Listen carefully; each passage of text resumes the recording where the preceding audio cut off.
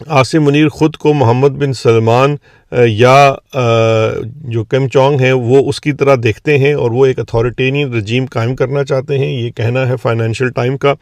और उन्होंने कहा कि तालीम और सेहत में सरमायाकारी तकरीबन ख़त्म हो चुकी है, ना रियासत सरमायाकारी कर रही है ना प्राइवेट सेक्टर कर रहा है, क्योंकि लोगों की कुव्वत ख़रीद कम होती जा रही है।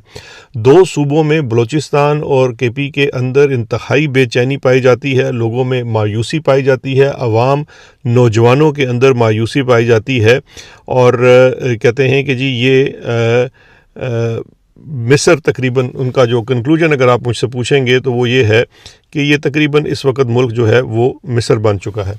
ये है जनाब पहली स्टोरी फाइनेंशियल टाइम्स की, ये कल आई थी और इसको दबाने के लिए बहुत ज़्यादा कोशिश की जा रही है। और ये स्टोरी आप कह सकते हैं कि ये एक सब्सटेंशियल स्टोरी थी, कंटेंट के हवाले से मुल्की मईशत और इन तमाम चीज़ों के ऊपर थी। इसके बाद आज इकोनॉमिस्ट अखबार है, अखबार तो नहीं है, वो जरीदा है, एक आलमी जरीदा है। इसने पहले इमरान खान साहब से मुतल्लिक़ पॉजिटिव स्टोरीज भी की थी, आज उसने एक इमरान खान साहब से मुतल्लिक़ नेगेटिव कह सकते हैं स्टोरी की है। आई डोंट नो कि वो स्टोरी इमरान खान साहब से मुतल्लिक़ नेगेटिव है या नहीं है, लेकिन पहले ज़रा स्टोरी के ऊपर थोड़ा सा गौर कर लीजिए कि स्टोरी है क्या। स्टोरी जो बेसिकली एक अलिफ लैला की दास्तान की मानिद है। स्टोरी ये है कि जनाब अगर मैं इसको मुख्तसर ख़ुलासे में आपको बयान करूं तो वो ये है कि जी इमरान खान साहब की जो तीसरी शादी बुशरा बीबी से हुई उसने पाकिस्तानी सियासत में बड़ी हलचल मचा दी है। और जो बुशरा बीबी हैं उनकी थोड़ी सी उन्होंने एक नेगेटिव प्रोफाइल की है। इस स्टोरी के मुताबिक वो बुशरा बीबी को एक जानिब तो एक रूहानी पस मंज़र और सूफ़ी पस मंज़र वाली ख़ातून बताते हैं, लेकिन इसके साथ साथ जितना इस वक्त गॉसिप मौजूद है बुशरा बीबी को लेकर उसको वो रिप्रोड्यूस करते हैं कि जी जादू टूना है, बुलाना वगैरह है। फिर कुछ लोगों को इसके अंदर कोट भी किया जाता है, वो लोग ऐसे हैं जो ऑलरेडी मेरा ख़्याल है कि इस तरह की बातें कर चुके हैं, जिसमें सलमान अहमद हैं, उनको भी कोट किया गया है, गालिबन उनको इंटरव्यू किया गया होगा इसके लिए। और इसके अंदर जो है वो उनका ये कहना था, लेकिन जो सबसे इंटरेस्टिंग चीज़ जो मुझे इसके अंदर नज़र आई देखने में वो बड़ी एक दिलचस्प बात थी। इस पूरी स्टोरी को पढ़ें तो ये लगता है कि बुशरा बीबी जो हैं वो ना सिर्फ कोई इस तरह के जादू टोने करती हैं बल्कि वो आईएसआई की भी एजेंट है। अब बंदा ये पूरी स्टोरी पढ़ने के बाद सोचता है, अच्छा उस स्टोरी में बाकायदा तौर पे कहा क्योंकि आईएसआई सबके फ़ोन सुनती है सबके ऊपर। अच्छा ये जो फ़ोन सुनने वाली बात है ना, ये आपने जहन में रखनी है। मैं आपको बताऊंगा कि ये स्टोरी आई कहाँ से या ये स्टोरी इकोनॉमिस्ट में छपी कैसे, ये बड़ी गेम डाली गई है। लेकिन उससे पहले मैं आपको बताता हूँ कि जो ये उन्होंने स्टोरी में क्या कहा। स्टोरी में उन्होंने कहा कि जी चूँकि आईएसआई सबके फ़ोन सुनती है इसलिए वो फ्यूचर के हालात जो है ना बता सकती है, उनको पता होता है क्या होने जा रहा है क्या नहीं होने जा रहा। इसकी वजह यह है कि वो बहुत ज़्यादा ईव्स ड्रॉपिंग करते हैं, फ़ोन सुनते हैं, उनको चीज़ों का पता होता है। तो लिहाजा उनकी स्टोरी के अंदर जो मकासद थे या मतलब था वो ये था कि बेसिकली बुशरा बीबी के पास कोई जिन बिन नहीं थे, वो ये आईएसआई वाले उनको बताते थे, तो ये इमरान खान साहब को प्रोटेक्शन करते थे, तो इसलिए इमरान खान साहब जो हैं वो उनसे मुतासिर हो गए।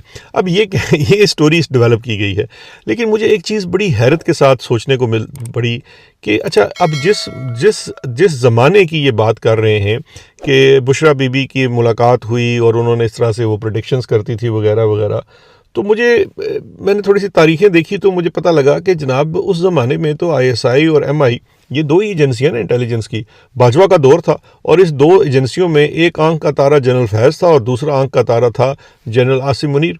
और फिर जिस वक्त इमरान खान साहब की हुकूमत बनी उससे बनते साथ ही अगले 8-9 महीनों के लिए जनरल आसिम मुनीर जो आजकल फील्ड मार्शल हाफिज़ आसिम मुनीर हैं वो डीजी आईएसआई बन चुके थे। और इस पूरे ज़माने में तो कभी बुशरा बीबी के ख़िलाफ़ ना ही कोई ऐसी बात सामने आई ना चीज़ें नज़र आई।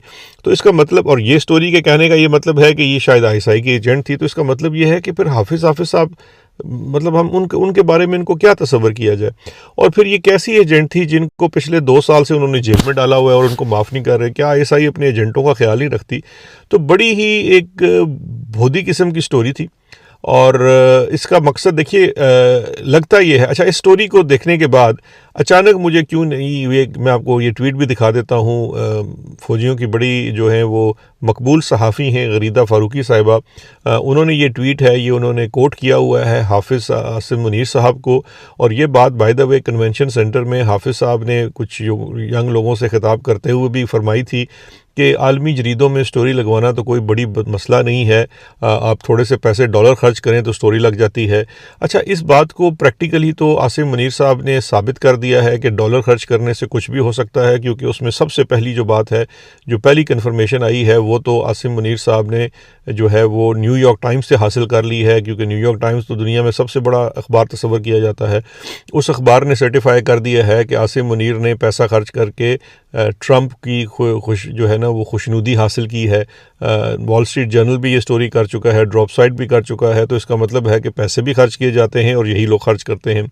अब इस स्टोरी के मुतालिक अब पैसा खर्च किया गया या क्या किया गया ये मुझे पता नहीं, लेकिन जो मेरी इतलात हैं वो ये हैं, अब नाम हम नहीं लेते, लेकिन एक इंतहाई ठरकी किस्म का बुड्ढा है, और ये मैं लफ्ज़ माजरत के साथ इस्तेमाल कर रहा हूँ। माजरत के साथ इस्तेमाल इसलिए कर रहा हूँ कि वो जो ठरकी साहब हैं वो पब्लिकली जो हैं वो इसमें आ चुके हैं। अच्छा, बाय द वे, मैं पहले इस चीज़ को आपको क्लियर कर दूं कि लोगों के जो पर्सनल अफेयर है ना, वो बिल्कुल उनके पर्सनल अफेयर हैं। हम कोई नहीं होते कि कोई शख्स कितनी शादियां करता है, उनको कैसे बीवियों को रखता है, बीवियों को छोड़ता है, ये लोगों के पर्सनल मैटर्स हैं। शहबाज शरीफ साहब इस मामले में बहुत बदनाम हैं, उनके साहबजादे बहुत बदनाम हैं, और बहुत सारे लोग हैं, लेकिन कभी मैं उनके बारे में ये स्टोरीज़ नहीं करूँगा और ना ही मैं कभी किसी इंटरनेशनल जरीदे में जाकर छपवाऊँगा। लेकिन यहाँ पर जो इस किस्से को सुनाना इसलिए ज़रूरी है कि बहुत अरसा हो गया है ये लोग इमरान खान की शलवार में से बाहर ही नहीं निकल रहे हैं, जबकि ये स्टोरी जो है ना कोई वक़्त नहीं रखती है। ठीक है, आपने इकोनॉमिस्ट में ये स्टोरी छपवा ली, इससे और कुछ नहीं तो कम से कम इकोनॉमिस्ट के क्रेडेंशियल्स पे बहुत बड़ा सवालिया निशान पैदा होता है। लेकिन ये स्टोरी छपवाने के ऊपर भी जो चीज़ हमें पता चल रही है वो बड़ी दिलचस्प है। वो स्टोरी दिलचस्प ये है कि ये हमारी सियासत में एक ठरकी बाबा जी हैं। वो बाबा जी ठरकी इनको इसलिए कहा जाता है कि वैसे तो वो बहुत इनकलाबी भी हैं और बड़ी बड़ी जनाब उन्होंने ज़िंदगी में जंगें लड़ी हुई हैं और अपनी ज़ात के अंदर पूरे एक मोहम्मद बिन कासिम हैं।